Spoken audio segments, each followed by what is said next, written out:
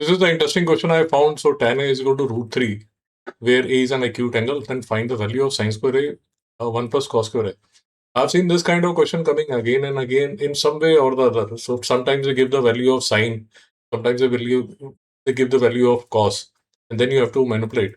See, this is a fairly simple question, because if tan A is equal to root 3, then you understand that A would be equal to 60 degree, because they have mentioned that A is an acute angle.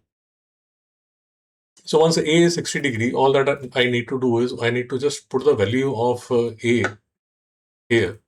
This will be sine square 60 degree upon 1 plus cos square 60 degree. And then you can put the values of sine square and cos square, and then you can find the answer.